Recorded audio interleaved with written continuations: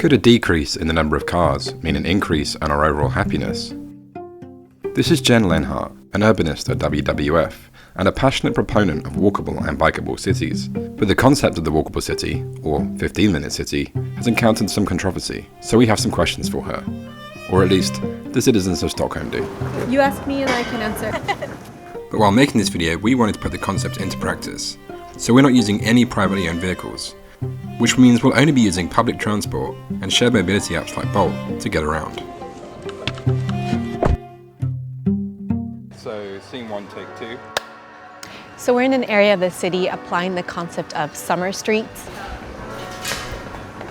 We've seen these kinds of ideas catch on in many cities around the globe during and post-COVID to really allow the city to extend out into the streets, turning streets into an extended living room. Is it true that in 20 years, our cities could be car-free?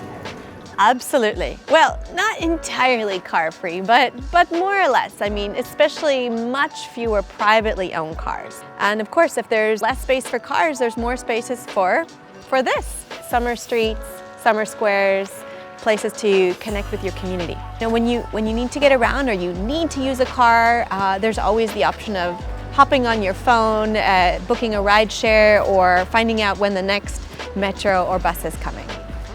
We're not anti-car, but we're pro-people, pro-nature, pro-interaction in the city. What's more, the evidence demonstrates that once people see the impact of traffic calming measures, they actually want to see more of these changes take place. Does every citizen have the power to change their own cities? Absolutely. And we can definitely see great examples all over the world, starting with our children. In cities like Santiago in Chile, we've seen families come together to paint a sidewalk when they didn't have one in their community. Simple traffic calming measures, whether coordinated centrally or bottom up, help families reclaim the streets.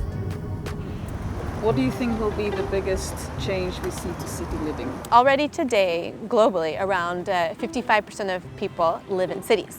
And this number is expected to grow to 70% by 2030. One of the biggest demands in cities is space. 40 to 60% of public spaces in many cities is dedicated to cars in the form of parking, in the form of roads, highways, and cars are parked majority of the time. So if we can actually alleviate that space to give it back to the people and also the local economies. I mean, what I also love here is it's not just about here's a park for everyone, but here are, 8 different small businesses, so there's a real vibrancy of life.